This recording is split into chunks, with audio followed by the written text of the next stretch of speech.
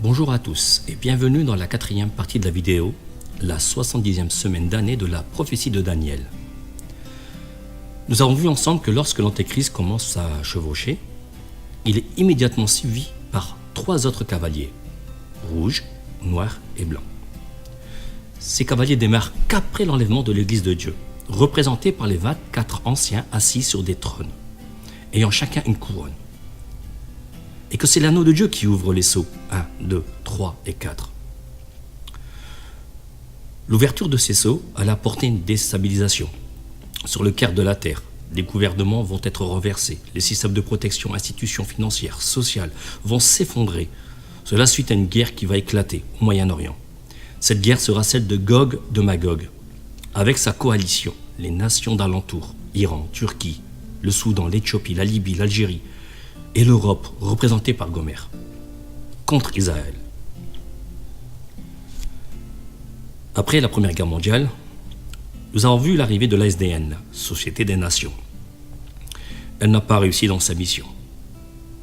S'en est suivi la Deuxième Guerre mondiale, avec l'arrivée de l'ONU, l'Organisation des Nations Unies. A-t-elle réussi à rétablir la paix? Non. Il nous faudra donc une troisième guerre mondiale pour arriver cette fois-ci au nouvel ordre mondial. Cette guerre démarrera d'abord contre Israël. Mais à un moment donné, le Dieu d'Israël empêchera le massacre de son peuple. Il fera retourner cette guerre entre eux, mais aussi par des fléaux naturels. Nous avons vu, Damas sera détruite, la ville de Damas sera détruite. Le monde musulman reconnaîtront alors la puissance de l'Éternel, le Dieu d'Israël, et le nôtre aussi. Ce qui amènera la construction du troisième temple. Nous le verrons dans la prochaine partie, la partie 5. Je viens de vous faire un bref résumé pour ne pas perdre le fil conducteur dans cette étude. Faisons un retour dans le ciel auprès de l'apôtre Jean. Que voit-il à présent? Il voit notre Seigneur, Jésus le Christ, ouvrir le cinquième sceau. Voyons ensemble ce que nous dévoile ce sceau dans le livre de la Révélation au chapitre 6, versets 9 à 11.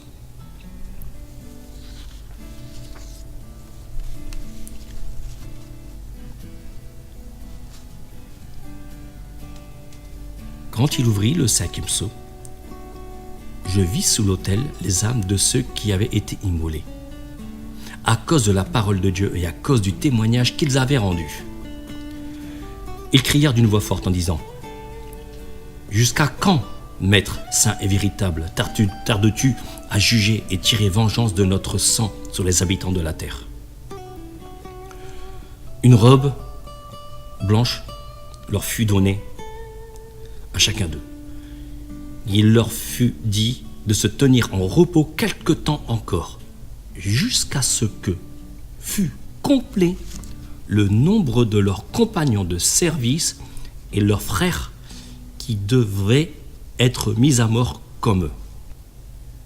Ce cinquième sceau peut porter à confusion, car beaucoup pensent que ce sceau représente l'enlèvement de l'Église. Encore une fois, c'est une erreur. Les saints de Dieu, ceux qui sont morts en Christ et qui seront encore vivants lors de son retour pour prendre son Église, il leur est donné une couronne et ils régneront avec lui pendant 1000 ans. D'ailleurs, voyons ce que dit le livre de la Révélation, au chapitre 2, verset 26.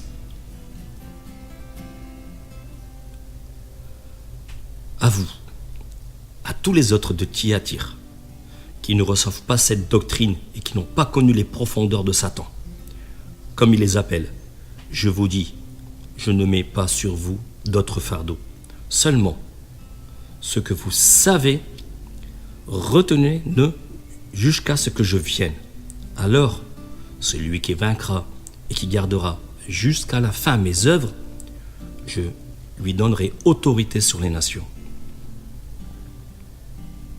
Lisons aussi le livre de la Révélation, chapitre 3, versets 10 à 11. Parce que tu as gardé la parole de la persévérance en moi, je te garderai aussi à l'heure de la tentation qui va venir sur le monde entier, pour éprouver les habitants de la terre. Je viens bientôt. Retiens ce que tu as, afin que personne ne prenne ta couronne. L'Église de notre Seigneur est bien représentée dans le chapitre 5 de la Révélation. Voir ma vidéo, première partie.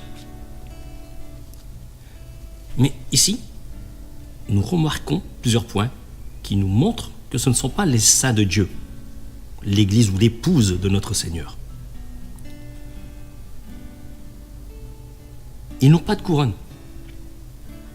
Certes, on leur remet une robe blanche, alors que l'épouse, les saints qui font partie de l'Église de Dieu, sont revêtus d'un vêtement en fin lin éclatant et pur. Cela nous est révélé dans le livre de la Révélation, chapitre 19, versets 7 à 8. Réjouissons-nous et soyons dans l'allégresse et donnons-lui gloire, car les noces de l'agneau sont venues et son épouse s'est préparée. Et il lui a été donné de se revêtir d'un fin lin éclatant, pur, car le fin lin, ce sont les œuvres justes des saints. Nous remarquons aussi, c'est qu'ils sont sous l'autel, mais pas avec le Seigneur sur leur trône. Donc, ils ne peuvent pas être l'Église, ils ne peuvent pas être l'Église de Dieu. Mais alors, qui sont-ils?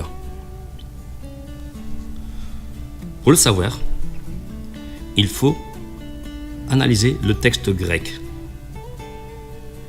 Comme vous pouvez le remarquer sur cette illustration, l'adverbe dia se traduit aussi par durant, une notion de période ou pendant la durée de.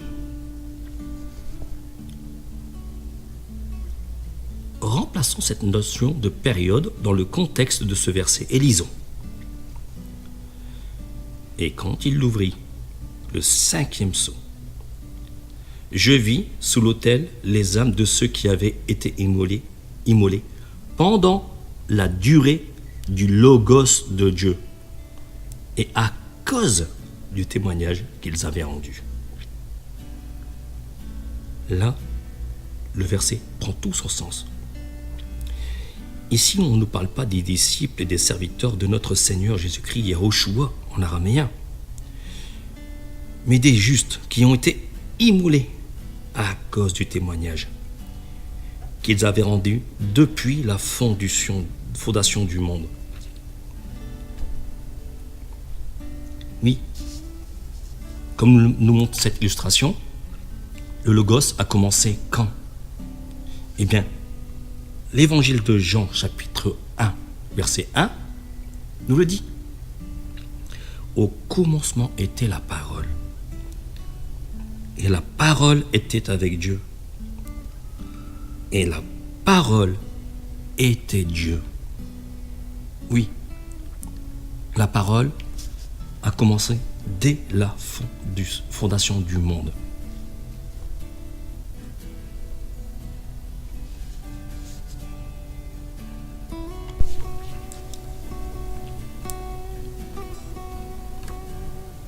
Le premier juste qui fut mis à mort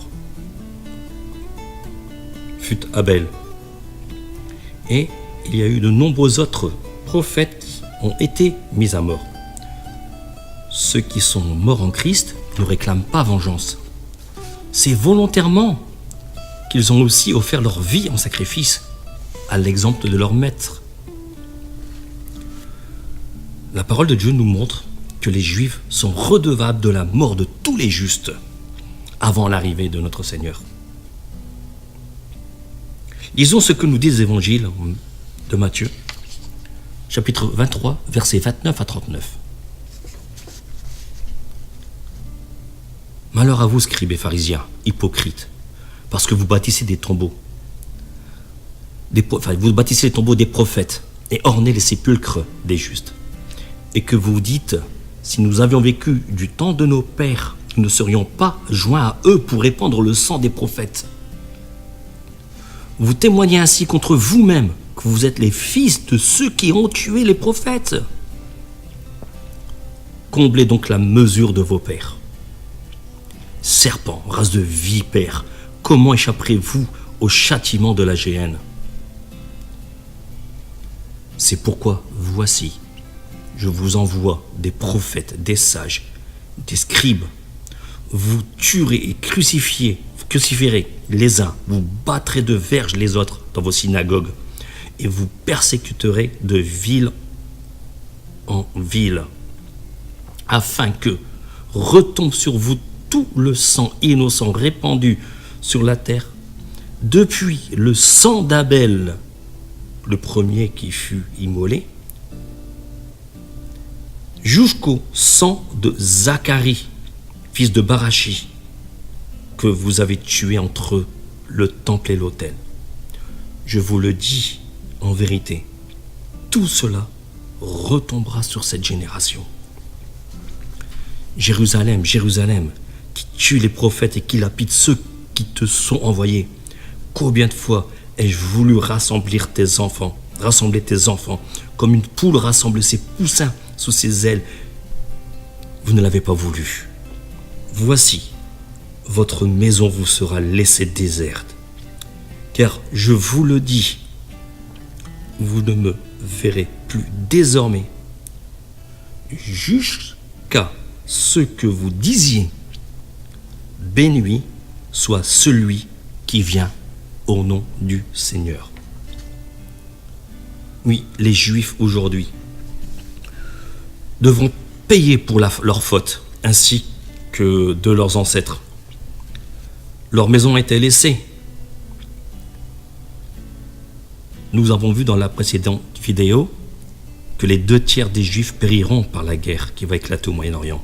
Un tiers restera, il sera épuré à partir de l'ouverture du 7e sceau, que nous verrons plus tard.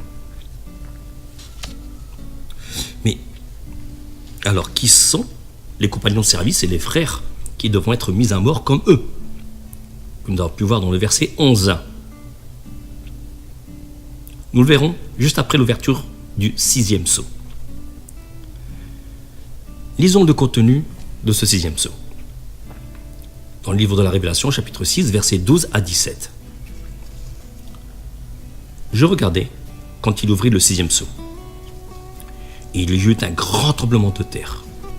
Le soleil devint noir comme un sac de crin. La lune entière devint comme du sang. Et les étoiles du ciel tombèrent sur la terre. Comme lorsqu'un figuier secoué par le vent violent jette ses figues vertes. Le ciel se retirera comme un livre qu'on roule. Et toutes les montagnes et les îles furent remuées de leur place. Les rois de la terre, les grands, les chefs militaires, les riches, les puissants, tous les esclaves et les hommes libres se cachèrent dans les cavernes et dans les rochers des montagnes. Et ils diront aux montagnes et aux rochers, tombez sur nous et cachez-nous devant la face de celui qui est assis sur le trône et devant la colère de l'agneau. Car le jour de sa colère est venu, et qui peut subsister?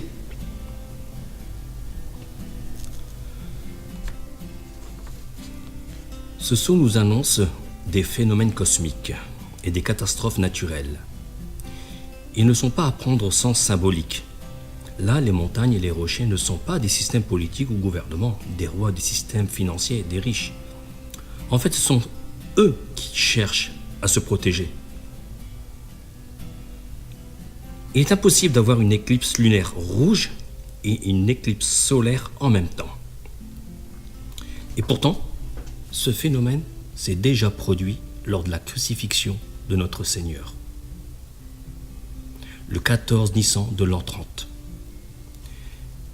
Vérifions cela dans l'évangile de Matthieu, chapitre 27, versets 45 à 46, puis le verset 54.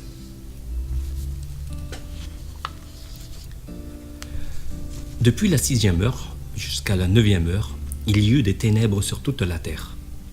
Et vers la neuvième heure, Jésus s'écria d'une voix forte, « Élie, Élie, lama sabachthani » c'est-à-dire, « Mon Dieu, pourquoi m'as-tu abandonné » Le centenier et ceux qui étaient avec lui pour garder Jésus, ayant vu le tremblement de terre et ce qui venait d'arriver, furent saisis d'une grande frayeur et dirent, « Assurément, cet homme était le Fils de Dieu. » La réaction du centenier est tout à fait normale. Il ne peut y avoir une pleine lune et une éclipse solaire en même temps, sauf si un objet ou une planète qui soit assez grosse, plus grosse que la Terre, pour passer entre le Soleil et la Terre. Le sixième sceau ne parle pas d'éclipse avec sa couronne, mais de l'obscurité totale. Oui, cela se produira très prochainement. Les nations comprendront que c'est Dieu qui est à l'œuvre. Les grands de ce monde savent que cela va se produire.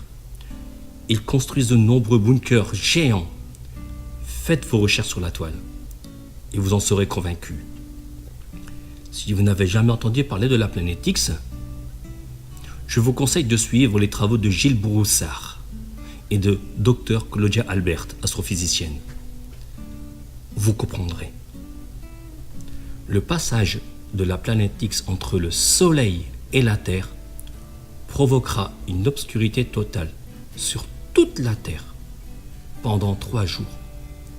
Et les phénomènes cosmiques se feront sentir, séismes sans précédent dans l'histoire de l'humanité. Après le passage de la planète X, tout redevient normal. Ensuite commence le rassemblement des élus, les frères et compagnons de service de ceux qui ont été immolés au 5e sceau. Voyons ce que nous dit le chapitre 7 du livre de la Révélation de Jean, au chapitre 7, versets 1 à 8.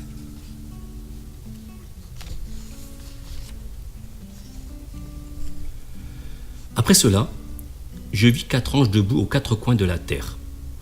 Ils retenaient les 4 vents de la terre afin qu'il ne soufflât point de vent sur la terre, ni sur la mer, ni sur aucun arbre.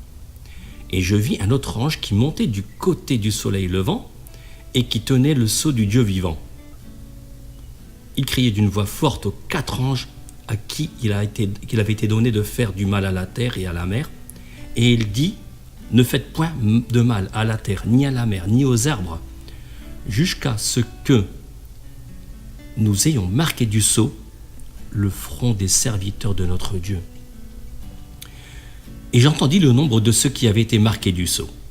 144 000 de toutes les tribus des fils d'Israël. De la tribu de Juda, 12 000 marqués du sceau. De la tribu de Ruben, 12 000.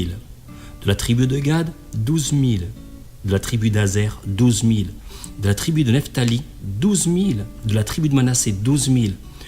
De la tribu de Siméon, 12 000. De la tribu de Lévi, 12 000. De la tribu d'Issachar, 12 000. De la tribu de Zabulon, 12 000. De la tribu de Joseph, 12 000. Et de la tribu de Benjamin, 12 000 marqués du sceau. Ces deux que parle Matthieu dans son évangile au chapitre 24, versets 30 à 31. Lisons. Aussitôt après ces jours de détresse, le soleil s'obscurcira, la lune ne donnera plus sa lumière, les étoiles du ciel tomberont et les puissances des cieux seront ébranlées. Alors le signe du Fils de l'homme paraîtra dans le ciel. Toutes les tribus de la terre se lamenteront et elles verront le Fils de l'homme venant sur les nuées du ciel avec puissance et une grande gloire. Il enverra ses anges avec la trompette retentissante et ils rassembleront ses élus des 4 vents, des extrémités des cieux jusqu'à l'autre. Avez-vous remarqué? Ils sont rassemblés. mais pas emporté. Il n'y a que l'évangile de Matthieu et de Marc qui nous parle de ce rassemblement des élus. L'évangile de Luc n'y fait pas mention. Il y a une raison à cela. C'est que l'évangile de Matthieu et Marc s'adresse particulièrement à la communauté juive du 1er siècle.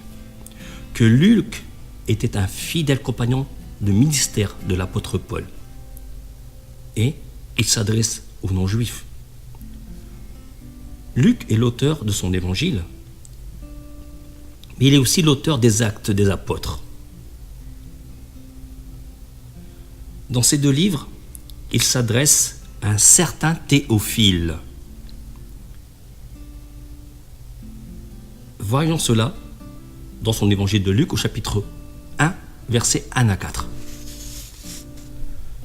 Plusieurs ayant entrepris de composer un récit des événements qui se sont accomplis parmi nous, suivant ce que nous ont transmis ceux qui ont été témoins oculaires dès le commencement et sont devenus des ministres de la parole. Il m'a semblé bon, après avoir fait des recherches exactes sur toutes les choses depuis leur origine, de te les exposer par écrit d'une manière suivie, excellent Théophile, afin que tu reconnaisses la certitude des Écritures que tu as reçues. Actes des Apôtres, chapitre 1, verset 1.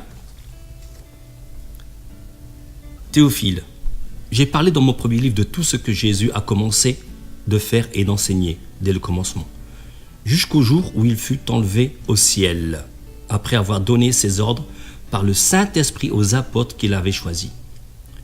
Après qu'il eut souffert, il leur apparut vivant et leur en donna plusieurs preuves, se montrant à eux pendant 40 jours et parlant des choses qui concernent le royaume de Dieu. Oui, Théophile, c'est un terme grec, effectivement, qui signifie ceux qui aiment Dieu. Oui, Luc s'adresse directement à nous, adorateurs du Seigneur et de Dieu. Nous verrons dans la prochaine vidéo quelle sera la mission des 144 000 qui ont été scellés du peuple juif et pour combien de temps. La semaine prochaine, si le Seigneur me le permet, nous verrons l'ouverture du 7e sceau.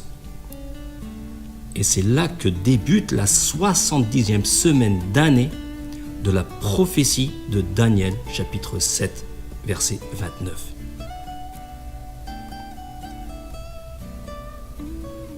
Merci à tous ceux qui me suivent pour cette étude de la prophétie de Daniel. À la prochaine vidéo.